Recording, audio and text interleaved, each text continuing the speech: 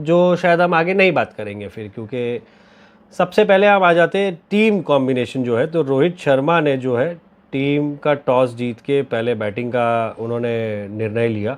उसके बाद अगर मैं टीम देख रहा हूँ जैसे, तो इंडियन टीम में तो ज़्यादा बदलाव नहीं थे, लेकिन दो बहुत महत्वपूर्ण बदलाव थे। हमारे एक्स कीपर जो थे के एस भरत, कीपिंग अच्छी कर रहे थे, लेकिन बल्लेबाजी से वो इंटेंट हमें वृद्धिमान शाह से लेकर के एस भरत तक ऐसा कभी नहीं लगा कि टेस्ट मैच में हमें कभी बैटिंग करने वाला कीपर मिलेगा। धोनी डेफिनेटली बहुत अच्छे बल्लेबाज थे, बहुत लोअर ऑर्डर आते थे और बहुत अच्छे रन्स बनाए उन्होंने अपनी कंट्री के लिए। ध्रुव जुरैल को डेब्यू कराया गया इस मैच में, हम आएंगे उस पर भी। सेकेंड डेब्यूटेंट हमारे सरफराज खान थे, जिनके बारे में हमने अभी आपसे बात की। यशस्वी जायसवाल, रोहित शर्मा, शुभमन गिल, रजत पाटीदार, रविंद्र जडेजा, सरफराज खान, कुलदीप यादव, ध्रुव जुरैल, रविचंद्रन अश्विन, जसप्रीत बुमराह, मोहम्मद सिराज। लाइनअप में कुलदीप यादव ऊपर थे क्योंकि दोनों बार नाइट वॉचमैन की तरह से उतरे वो। 90% उन्होंने बैट मिडल किया है बॉल पे। थोड़ा इंटरेस्टिंग फैक्ट लगा मुझे ये, मेंटली वो बल्लेबाज बिल्कुल बेकार है Kuldeep Yadav. Yes, one of the worst batsman I have ever seen, one of the worst fielders ever I have seen, but one of the best bowlers in current scenario. Left arm China man बनना आसान नहीं होता है, और बहुत अच्छी bowling की है उन्होंने। फर्स्ट हाफ में मैं बोलूँगा कि उतना बढ़िया नहीं था, लेकिन रोहित और कंपनी ने शायद उन्हें कुछ एक अच्छा गाइडेंस दिया है, जिससे वो आउटसाइड ऑफ करने लग गए अपनी बॉलिंग, और उससे उन्हें बहुत अच्छे रिजल्ट्स आए। तो सबसे पहले हम बल्लेबाजी पे बात करेंगे। फर्स्ट इनिंग में हमने बैटिंग ली, विकेट जो है अच्छी लग रही थी, सब एक्साइटेड थे कि जेम्स एंडरसन को फेस करना होगा। इतने में क्या होता है, हम खो देते 3 विकेट। अब वो हमारे 3 महाशय कौन थे, यशस्वी, शुभमन और रजत। तीनों नए थे और हम डर रहे थे हमारे ये नए मिडल ऑर्डर से, क्योंकि एक्सपीरियंस की कमी है, और जब एंडरसन अगर आग उगलने लग जाएगा तो आपको खा जाएगा। दूसरी साइड वो स्पीडस्टर वुड है, वो अलग ही तेज़ पटक पटक के बॉल मार रहे हैं। तो उन्होंने देखा जाए तो इनको पटका गया है वुड और हाटली नहीं, हाटली ने रजत को लिया और बाकी वुड ने यशस्वी और शुभमन की विकेट बनाई थी, जो अच्छी हार्ड लेंथ थी, एज बनकर कीपर के पास गई। रोहित शर्मा और रविंद्र जडेजा, अब क्या है, पुराना आदमी जब कोई अच्छे ऑर्डर पे खेलता है तो रविंद्र जडेजा को बहुत अच्छा पोजीशन दिया गया था, जो था नंबर 5। और रोहित शर्मा, यहाँ मैंने बहुत बार देखा है कि कैप्टन की जब ज़रूरत पड़ जाती है अपने देश को, तो हमारे कप्तान जो है ना वो अलग ही खेलने लग जाते हैं। या तो वो 0 पे आउट हो जाते हैं, तो बाकी लोगों को मौका मिलता है कि भाई आप चलो इनिंग बनाओ। जब बाकी 3 विकेट गिरी, तो रोहित शर्मा ने जो 131 रन्स बनाए हैं विथ इंक्लूडिंग 112, ये जो पार्टनरशिप थी, आज ये पूरा मैच का क्रेडिट जो है ना यहाँ से जाता है, क्योंकि इंग्लैंड ने शुरुआत में हमें 3 विकेटें लेके पीछे भेज दिया था। उसके बाद भी यहाँ है ना मैच ख़त्म नहीं हुई है। हमारे जो डेब्यूटेंट थे सरफराज खान, जब उनको अपनी कैप मिली है और नौशाद जी दिखे गए रोप के उस साइड, काफ़ी इमोशनल माहौल हो गया था, और सरफराज की वाइफ भी थी वहाँ। उनके आंसू पहुँच रहे थे। एक क्रिकेट फ़ैन होने के नाते हम सब ने वो सपना देखा है कि काश हम कभी वो इंडियन जर्सी में, वो ग्राउंड पर, उस रोप के उस साइड कभी वो जर्सी में रह पाए। और वो इमोशन दिख के आया यार, वो पूरे इंटरनेट पे फ्लड हो रहा था उस दिन वो। And even after that Naushad ji से पूछा गया, आकाश चोपड़ा ने पूछा उनसे कि क्या ये वेट आपके लिए बहुत ज़्यादा वेट थी, तो उन्होंने एक बहुत अच्छी बात कही कि रात तो अपने टाइम पे ही होती है, रात चांद अपने टाइम से ही चलता है, सूरज अपने टाइम पे ही उगेगा। लेकिन थोड़ा बोलने में मैंने गड़बड़ कर दी है, क्योंकि इतना इमोशनल मोमेंट है ना कि यार वो सेंटीमेंट से मैं बाहर ही नहीं आ पा रहा हूँ। कसम से बोल रहा हूँ, मैं श्योर हूँ कि जितने भी क्रिकेट फैंस हो, आपके भी आंखों में आंसू आ गए होंगे, क्योंकि ये पल जब अपने पेरेंट्स के लिए उन्होंने जब कर दिखाया, और वो उसके पीछे भी एक छोटी सी बात लिखी थी, नौशाद जी के पीछे एक छोटी सी बात लिखी थी कि cricket is not gentleman's cut everyone's game, cricket is gentleman's cut everyone's game. तो क्रिकेट इज़ एवरीवन्स गेम, वही वो बताना चाह रहे थे। नॉट वर्ड मैंने थोड़ा ज़्यादा बोल दिया, बट खैर ज़्यादा उस पर हम चर्चा नहीं करते, क्योंकि आप लोगों ने सबने वो देखा क्या हुआ। और बहुत प्यारा मोमेंट था यार, मतलब वो क्रिकेट की ऑनेस्टी थी। इससे पता चला कि सूर्य कुमार यादव इसके पीछे, यादव नहीं जादव, सुने यादव ही, उन्होंने नौशाद जी को रिक्वेस्ट किया कि आप ये पल ना मिस करिए। क्योंकि सूर्य कुमार के डेब्यू के टाइम भी उनके पेरेंट्स रोप के उस साइड थे। और नौशाद जी ने अभी रिसेंटली एक इंटरव्यू में भी बताया कि कैसे सूर्या ने उन्हें कन्विंस किया कि आपको वहाँ जाना चाहिए और ये मोमेंट आपने कंज्यूम करना चाहिए, क्योंकि ये हमारे जो उनके बच्चे हैं तो उनके लिए तो बहुत बड़ा मोमेंट है। उन्होंने उतना तक कहा कि वो श्योर नहीं थे कि उनको वो कैप मिलेगी इंडियन टीम की। और Rohit Sharma being Rohit Sharma, batting wicket, अच्छे कॉल्स लिए, ध्रुव जुरैल को अच्छा देखा गया, मतलब यार अच्छी बल्लेबाजी भी दिखाई उन्होंने। रविंद्र जडेजा और रोहित शर्मा की पार्टनरशिप के बाद जब सरफराज खान आए हैं तो सरफराज खान और रविंद्र जडेजा की पार्टनरशिप चल रही थी। रोहित शर्मा क्रीज से चले गए ये हमें लगा नहीं। तो इसमें फ़र्क क्या पड़ा है कि जडेजा तो बिल्कुल ही स्लो हो गए 90s में, थोड़ा मुझे ऐसा लगा कि उन्हें वो पीयर प्रेशर आ गया।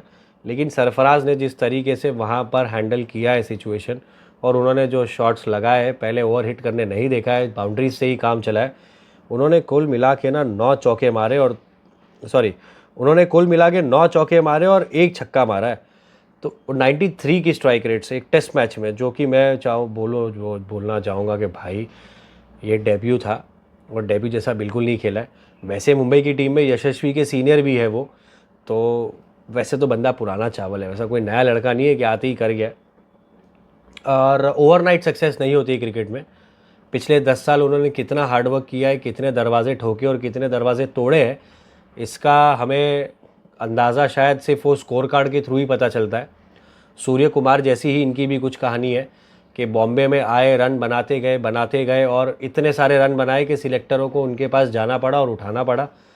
इसमें इंटरेस्टिंग बात ये भी देखने गई कि स्क्वाड में जो है देवदत्त पडिक्कल भी ऐड हो गए थे, क्योंकि केएल राहुल का जो था लास्ट मोमेंट पता चला कि ये कंप्लीटली मिस हो गए।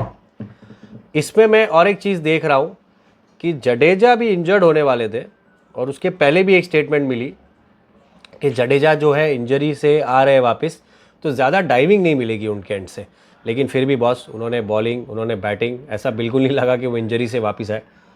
यार इंडियन टीम की मैं जितनी बात करूँ ना उतनी कम है, क्योंकि आपने देखा ही होगा क्या हो रहा है। It's all over the market, it's all over the social media where what has happened. Kuldeep Yadav night watchman की तरह आए, वो बिल्कुल नाइट वॉचमैन जैसे खेलते ही नहीं है। शुभमन गिल को उन्होंने रन आउट, शुभमन गिल का भी गलत कॉल हो सकता है, कुलदीप का भी हो सकता है, लेकिन कुलदीप को वो टाइम पे अपनी विकेट सेक्रीफाइस करना बहुत ज़रूरी था। मैं सेकंड इनिंग्स की बात कर रहा हूँ, जब कुलदीप इतना ज़ोर से फटका मारा है प्लेयर के हाथ में। ये सब है ना, क्या होता है, प्रोफेशनल प्लेयर्स जब इतनी ज़ोर से मारते हैं ना तो वो गैप में मारते हो, तो एक नेचुरल इंस्टिंक्ट होता है जब आप अपना रन बनाते हो। तो अब मैं क्या बोलूँ, वो मेंटली वो लड़का ना बहुत बेकार है कुलदीप यादव। वो बैटिंग और फील्डिंग उसकी ज़ीरो है, ज़ीरो। फॉर अ चेंज उसने 90% ball middle of the bat ली। मैं यही देख के सरप्राइज़ हो गया हूँ। बॉलिंग में इतना दिमाग लगा रहे हो ना बॉस आप, उतना ही अच्छा है। मुझे ऐसा लगता है कि यार नाइट वॉचमैन में अगर किसी को भेजना चाहिए ना, तो वो या तो सिराज होने चाहिए या तो जसप्रीत होने चाहिए। क्योंकि क्या है ना, कुलदीप एक ऑलराउंडर जैसे प्लेयर है, वो खुद को बैट्समैन समझते हैं, लेकिन उनकी मेंटालिटी जो है बैट्समैन जैसी बिल्कुल नहीं है। क्योंकि वो प्लेयर के हाथ में ही मारेगा, आप देख लेना, वो गैप नहीं निकाल पाएगा कभी। और ये हमारा क्लियर प्रेडिक्शन है कि भाई कुलदीप यादव से आप कभी 50-100 मार दिए ना तो उस दिन पूरा देश रोएगा। और मार देगा तो अच्छा है भाई, अपने देश के लिए मार रहा है। गेम सुधारोगे तो अपने लिए अच्छा है। इसके बाद मैं देख रहा हूँ तो रविचंद्रन अश्विन, इनका भी बहुत इंटरेस्टिंग फैक्ट हुआ है।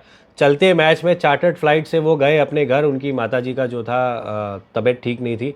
बीसीसीआई की तरफ से ये जो इनिशिएटिव था, मुझे ऐसा लगता है कि यार हम हमेशा कोसते हैं कि बीसीसीआई जो है लोगों को, हमारे प्लेयर्स, सीनियर प्लेयर्स को रिस्पेक्ट नहीं देता है। देखिए ऐसा होता है रिस्पेक्ट। चार्टर्ड फ्लाइट से उन्हें भेजा गया है, चार्टर्ड फ्लाइट से उन्हें बुलाया गया है। इतना सरप्राइजिंग था, हम 2 दिन के लिए 10 प्लेयर से खेले, उनकी सेकेंड इनिंग हमने उड़ा दी। हमने हमारी सेकेंड इनिंग जो बैटिंग थी वो उड़ा ली, उनकी सेकेंड इनिंग जो बैटिंग थी वहाँ पे अश्विन आके 4-5 ओवर डाल गए। ऐसा लगा ही नहीं कि वो गए थे, और ऐसा लगा ही नहीं कि हम 10 प्लेयर से खेल रहे थे। ऑन फील्ड 11 फील्डर्स थे, लेकिन हमारे पास बॉलिंग बिल्कुल एक कम हो गई, बैटिंग एक बिल्कुल कम हो गई। लाइक बाय लाइक सब्स्टिट्यूट होना चाहिए, ये माइकल वॉन का दरख्वास्त हुआ है आईसीसी से। तो देखते हैं कि लाइक बाय लाइक सब्स्टिट्यूट मिला जाता है कि अगली बार ऐसा सिचुएशन होता है तो I am very sure England की वाट लग जाती है अगर उनके साथ ये होता। इसलिए माइकल वॉन ने दिमाग लगाया, बाकी उनको कुछ पड़ी नहीं है किसी से। सबको पता है कि माइकल वॉन कैसे है। अब इसके बाद क्या है, मुझे वो लोग बॉलिंग सिर्फ इसलिए कर रहे थे क्योंकि हम जब थके हमको विकेट देनी तो हम करें। बाकी शुरुआत की जो 3 विकेट है वही निकली है, बाकी कुछ निकली नहीं है। अब उनकी जब बैटिंग स्टार्ट हुई ना बॉस, उनने जो पहले 200 रन जो बनाए हैं, ऐसा लगा कि भाई ये तो खा जाएंगे पूरी लीड, क्योंकि ये 200 जब बन रहे थे तब अश्विन थे फील्ड पे। इसके बाद जब डे टू एंड हुआ है तब पता चला है कि अश्विन को जाना पड़ रहा है, उनकी माता जी का जो है तबीयत ठीक नहीं है, और हम तीसरे दिन पे जो है ना हम जाएंगे सिर्फ 4 बॉलरों के साथ, और जिसमें इन्होंने बहुत ज़्यादा ही स्पीड में 200 के ऊपर कुछ रन बना लिए थे। बेन डकेट ने जो सुताई की है हमारी राजकोट में, अगर ये लड़का गलती से टिक जाता, क्योंकि इसने 101 की स्ट्राइक रेट से खेला है टेस्ट मैच में और 153 मारा है। जैक क्रॉली चले नहीं, खैर ऑली पोप चले नहीं। जो रूट को क्या हो गया मेरे को समझ नहीं रहा है। इतने रूट एकेडमी के बकचोदी चलती है मार्केट में। बॉस आप खुद अपने ग्लांस और अपना क्लास भूल चुके हो। आप रिवर्स स्वीप मार रहे हो, आप स्वीप मार रहे हो। ज़बरदस्ती इन्होंने एक्स्ट्राऑर्डिनरी शॉट्स खेले हैं। जो रूट और बेयरस्टो, इनको मैं भंगार के भाव में बेचूंगा ना तो भंगार वाला भी नहीं लेगा, क्योंकि भाई तुमने शॉट्स खेलना ही बंद कर दिया है। बेयरस्टो तो मतलब हमारे लिए ख़त्म ही हो चुका है। जो रूट तो फिर भी ठीक है, मुझे ऐसा लगता है उसका कमबैक हो सकता है। बेयरस्टो कैसा भी मारता है तो भाई जम के मारता है, ना तो गधे जैसा आउट होता है। मतलब यार एक स्टेबिलिटी होनी चाहिए आपके इनिंग्स में। आप में और पृथ्वी शॉ में ज़्यादा फ़र्क नहीं है। फिर वो भी बल्ला घुमाते हैं, उनको वो नहीं पता कि कब अपनी विकेट टिकानी है, अच्छी है बॉल पे कैसे रिस्पेक्ट देना है। ठीक है, फिर भी पृथ्वी शॉ बेटर प्लेयर है एटलीस्ट बेयरस्टो से। नंबर्स कुछ और बोलते हैं बट एक अपने को कैलिबर समझता है ना।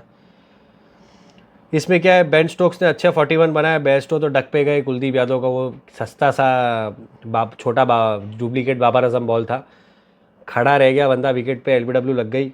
बेन फोक्स कीपिंग अच्छी करते हैं, बैटिंग अभी भी कुछ उतना देखने नहीं मिला। 13 रन बनाए।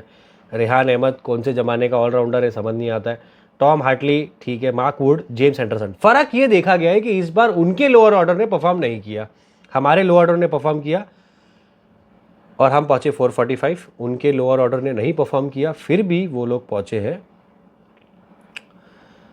319। तो वही 319 क्यों हुआ है, क्योंकि उनके लोअर ऑर्डर ने अगर परफॉर्म किया होता तो इनका भी 400 जो है आंकड़ा पहुंच जाता, क्योंकि विकेट में जो ना उतनी जान नहीं थी। लेकिन तीसरे दिन पे जो हमारे 4 बॉलरों ने धमाल मचाई है, 2 पेसर और 2 स्पिनर, जडेजा, कुलदीप, सिराज और बुमराह, इन्होंने खोल दिया पूरा इंग्लैंड का मामला, पूरा खोल दिया। And boss Siraj being Siraj, मियाँ भाई जब भड़कते हैं ना तो धागे ही खोलते हैं सीधा। अश्विन की बॉलिंग से ना मैं थोड़ा कंफ्यूज हूँ। अश्विन 500 विकेट जब से हुई है तब से वो काफ़ी डिफेंसिव बॉलिंग करते हैं, या तो वो बस बैट के नीचे पटक पटक के। जडेजा एटलीस्ट थोड़ी वैरायटी दिखाते हैं, रन्स भी खाते हैं, लेकिन आपको विकेट लाने की ऑप्शन आते हैं, वो डरते नहीं है विकेट लेने से। कुलदीप यादव ने जो पहले 5-10 ओवर डाले थे फर्स्ट डे पे, उसमें उन्होंने इंटेंट बिल्कुल नहीं दिखाई थी, लेकिन जब उन्होंने आउटसाइड ऑफ फेंकना शुरू किया बॉल, 2 विकेट वो भी ले गए। और वो भी किनकी विकेट मिली थी कुलदीप को मिली बेन डकेट, बहुत बड़ी विकेट मिली है भाई। वो आउटसाइड ऑफ फेंका है उसने, कट मारा और सामने अगेंस्ट शुभमन ने ही अच्छा सा एक कैच पकड़ा। डिसेंट लूज बॉल पे आउट हुए, क्योंकि मारने जा रहे थे। अब यही होता है क्रिकेट में, अगर पहली बार देख रहे हो मेरी वीडियो और अगर आपको क्रिकेट के बारे में ये भी जानना है, अगर अटैकिंग चल रहा है तो लूज बॉल पे विकेट आने के चांस बढ़ जाते हैं, मेरी बात याद रखना। 319 बनाया, 2.5वें दिन पे ख़त्म हुए, क्योंकि जब 2 दिन ख़त्म हुए थे, तीसरा दिन शुरू हुआ तो उसके लंच के पहले ही जो था इंग्लैंड का फैसला मोटा मोटी हो चुका था। इंडिया आई वापस से बैटिंग पे। अब हमें क्या लगा कि यहाँ से भी ना इंग्लैंड कमबैक कर सकती है, क्योंकि डिफरेंस जो था वो कुछ 130 रनों का था। यशस्वी जायसवाल, इस बार जो है रोहित जल्दी आउट हो गए थे, जो रूट से थोड़ी विकेट गई उनकी। शुभमन गिल, यशस्वी जायसवाल, ये पार्टनरशिप देखने जैसी थी। यशस्वी ने तो भाई 12 छक्के मारे। वसीम अकरम का टेस्ट मैच में हाईएस्ट 6 का रिकॉर्ड 1 6 से बच गया। एक्चुअली बराबरी की उन्होंने वसीम अकरम के साथ। रोहित यार 1 6 और मारने दे देते आप यार, वो लड़का कितनी बार 214, मतलब ठीक है अभी यंग है, मारेगा। ड्राविड ने तो क्या है ड्रिंक्स ब्रेक में बुला भी लिया था। 98 ओवर्स खेली इंडिया वो टाइम पे सेकेंड इनिंग्स में, लेकिन 94 ओवर्स में ड्रिंक्स ब्रेक हो रही थी और ड्राविड ने बुला लिया था। लेकिन रोहित ने बोला नहीं भाई, ना बेसबॉल वापस आएगा ना हमारे लड़के, वापस जाओ बैटिंग करो, एंटरटेन करो, बोले हमें। 214 हमारे मारे यशस्वी ने, यशस्वी बॉल चालू हो गया था भाई सेकेंड इनिंग में। मतलब मैं कुछ नहीं बोल सकता हूँ, आपको जाके वो इनिंग्स देखनी पड़ेगी। सुताया है भाई, गोद भराई हुई है इंग्लैंड की। इतना मारा है गंदी तरीके से, वो लाल बॉल को ना मार मार के उसने ना पीला कर दिया था। शुभमन गिल ने बहुत अच्छा 91 बनाया, लेकिन हमारे भाई Kuldeep Yadav extra ordinary thoughtful player, मरवा दिया उन्होंने हमारे शुभमन को। और उसके बाद हम देखें रजत पाटीदार भी डक पे गए। कुलदीप यादव 27 रन जो है अच्छे हैं, पहले से थोड़ा बैटिंग सेंस दिखेगा। सरफराज ने वापस आके 68 बनाए, तो ये देखने वाली बात होती है कि यशस्वी जायसवाल जो थे वो थोड़े टाइम के लिए रिटायर्ड हर्ट आई गेस हुए थे इसमें, और शुभमन और कुलदीप एक एंड पे आ चुके थे। उसके बाद यशस्वी वापस आए और यशस्वी ने तो जो है दिया है धन धनाधन। हमने बनाए 319 और टारगेट इनका कुछ पहुंच गया, हमने बनाए 430 सेकेंड इनिंग में भी, और इनका टारगेट कुछ 556 पहुंच गया था। इंग्लैंड ने तो बड़े बड़े बोल वचन दिए थे, हम 600 मारेंगे, हम 600 टारगेट चेस कर सकते। टट्टी निकल गई तुम्हारी, फ्लैट ट्रैक पे तुम कुछ कर नहीं पाए। अश्विन जैसा हमारा बॉलर अब तो चलना शुरू भी नहीं हुआ है। सिराज बुमराह भी ना कर रहे पार्ट एंड पार्सल वाला गेम। कुलदीप आखिरी इनिंग में ना, मैं उनकी बैटिंग नहीं, मैं अपनी बॉलिंग की बात करूंगा। जसप्रीत बुमराह ने 8 ओवरों में 18 रन दिए, सिराज ने 5 ओवर में 18 रन दिए, 16 रन दिए। जडेजा ने 5 विकेट लिए 13 ओवरों में 41 रन देके। कुलदीप यादव ने 2 विकेट ली, अश्विन ने 1 विकेट ली। तो अश्विन तो देखा जाए तो पूरी मैच में उन्होंने सिर्फ 13 ओवर्स डाली है और 1 बार बैटिंग की है। कुलदीप यादव ने 2 बार बैटिंग की है और उन्होंने डिसेंट अमाउंट ऑफ ओवर्स डाली, उन्होंने 4 विकेट टोटल ली। जडेजा ने 5 विकेट लेकर जो अच्छा सेकेंड इनिंग में गेम घुमाया, बहुत क्विक रैप्टर, क्विक लेते लेते लेते अंत में क्या हुआ, बेसबॉल आया फुल कॉन्फिडेंस में, ठीक है, लेके गए सब कुछ, सब मिला। हमारे लड़के भी रोए, ध्रुव जुरेल ने बहुत बेहतरीन कीपिंग की, बॉल कभी लो रह रहा था, कभी हाई रह रहा था, कभी एज लग रही थी, बॉल उनसे मिस भी बहुत हुए, लेकिन जिस एटीट्यूड से लड़के ने बैटिंग की है, हमें ऐसे कीपर की बहुत ज़रूरत है। ऋषभ पंत को थोड़ा रुकना पड़ जाएगा अगर ध्रुव जुरेल ऐसा खेलने लग जाएंगे तो। ईशान किशन तो क्या मेंटल फटीक के बकचोदी में वो निकल ही गया लड़का। बट स्टिल आई फील के ये टेस्ट मैच जो है ना, इंडिया का एक बहुत बड़ा ऐतिहासिक टेस्ट मैच है, क्योंकि हम 450 रन से जीते हैं। लास्ट इनिंग्स में हमने 122 पे इंग्लैंड को खोल दिया। बहुत लोग गए होंगे कि भाई चलो इंग्लैंड की बैटिंग शुरू हुई है तो आते 1-2 घंटे बाद, 2 घंटे बाद तो इंग्लैंड खुद खाना खा रही थी boss. All credit to Jadeja, Kuldeep, Ashwin ने भी 1 विकेट ली और बुमराह, क्योंकि पेस भी जो है, इंटेंट, इकोनॉमी बढ़िया था। इसमें बेन डकेट का जो रनआउट था ना, वो बहुत इंपॉर्टेंट था, क्योंकि पिछली इनिंग्स में उन्होंने 153 बनाए थे। ध्रुव जुरेल ने क्या बढ़िया कैरी करके उन्हें रनआउट किया। लड़का मुझे बहुत प्रॉमिसिंग लगा है। यंग कीपर होना चाहिए टेस्ट मैच में, ये चीज़ तो मुझे फाइनली समझ आई है। बहुत ज़रूरी होता है, क्योंकि टेस्ट मैच में आपको बहुत सारे ओवर्स कीपिंग करनी होती है, बाद में आपकी बैटिंग भी आती है, तो उतनी आपको बैटिंग भी करनी है। यंग होता है लड़का तो कर सकता है। वाइट बॉल फॉर्मेट थोड़ा सेक्रीफाइस करना पड़ जाएगा उनको, क्योंकि रेड बॉल की एक रिस्पेक्ट अलग होती है। आज रेड बॉल क्रिकेट में आने से सरफराज खान की इमेज जो है एक दिन में चेंज हो गई है।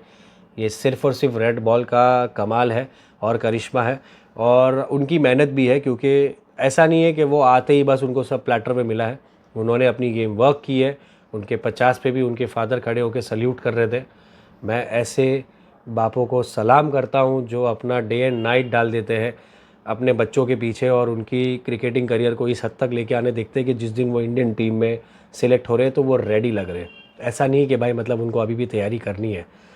तो अच्छा लग रहा है, नई इंडियन टीम ऐसी बन रही है, कुछ लड़के तैयार आ रहे हैं, कुछ लड़कों को तैयारी का मौका मिल रहा है। शुभमन, श्रेयस जैसे लड़के आज भी तैयार हो रहे हैं। श्रेयस अय्यर का मुझे लगता है कि बॉस आपने अपना फॉर्म जो है ना एक्स्ट्रा ऑर्डिनरी दिखाने के चक्कर में, क्लास एलिगेंस दिखाने के चक्कर में आप अपनी बेसिक गेम भूल गए। आपने बेसिक रन्स बनाने चाहिए थे, आपने सिचुएशन रीडिंग्स भी नहीं की है। संजू सैमसंग और श्रेयस अय्यर की जो कहानी है ना, मुझे एक पेज पे आते लग रही है, क्योंकि सरफराज खान ने ना वहाँ दरवाज़ा तोड़ के अपनी जगह बना ली है। तो अब चौथे मैच में भी मुझे लगता नहीं कि टीम चेंज होगी।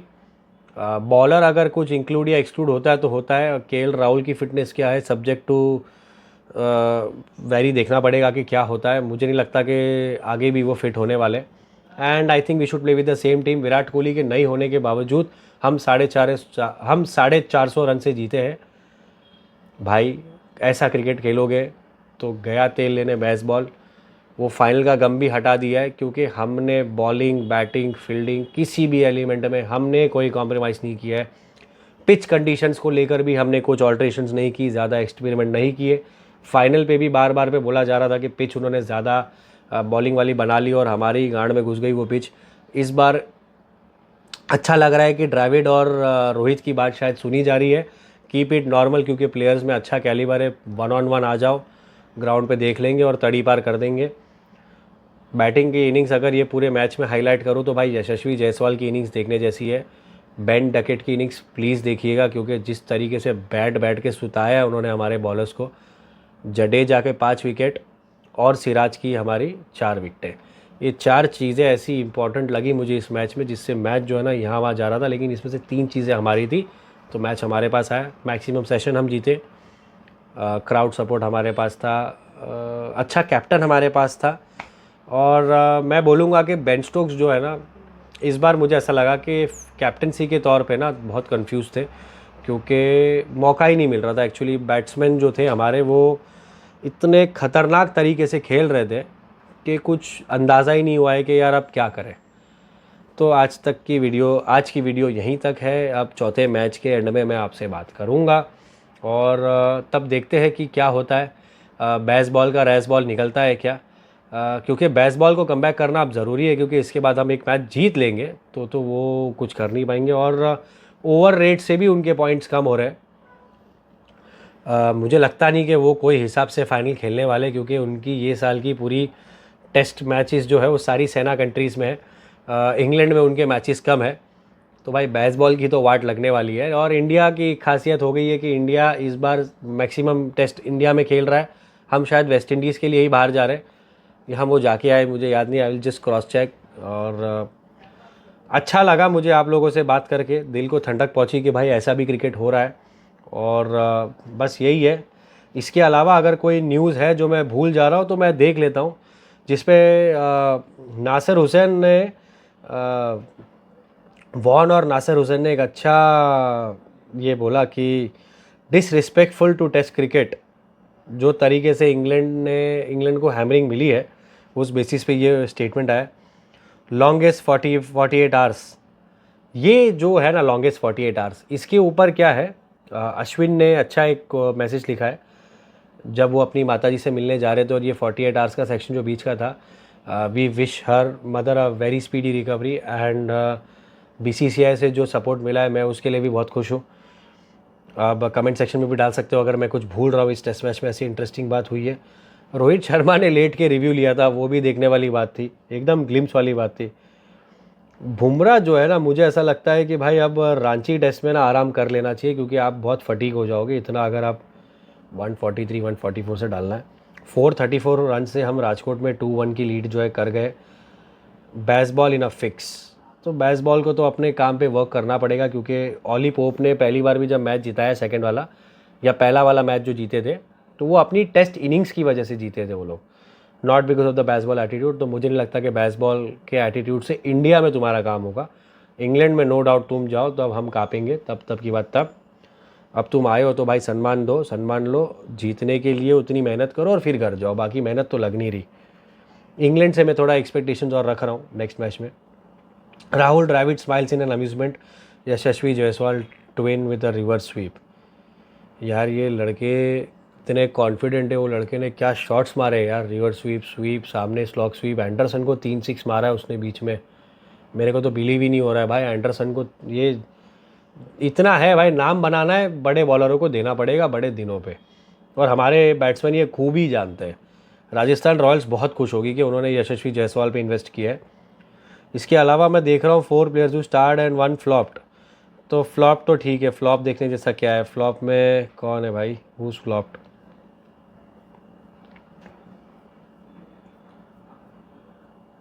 रजत पाटीदार को फ्लॉप माना जा रहा है, पर ठीक है यार, 11 के 11 प्लेयर नहीं चलते boss, it's okay. Tendulkar, Gavaskar, Dhoni, snubbed as English great पिखा। अभी सब मारेंगे ना उनकी भाई। अभी WTC पे भी क्या है देख लेते हैं ना क्या हो रहा है। WTC पे तो मेरे ख्याल से इंग्लैंड तो है बहुत पीछे चली गई है। India beat England, WTC update हो गया है। इंडिया अभी भी नंबर 2 पोजीशन पे है, डिडक्शन जो है 2 पॉइंट्स का हुआ है क्योंकि शायद स्लो ओवर रेट थी हमारी।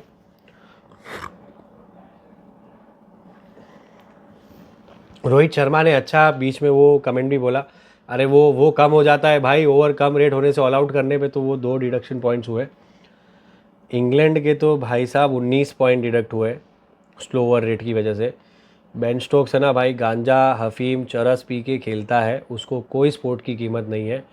मुझे नहीं लग रहा वो फाइनल वाइनल खेलने के लिए कर रहा है, क्योंकि भाई 19 पॉइंट कमाने में कितनी गांड फट जाती है लोगों की।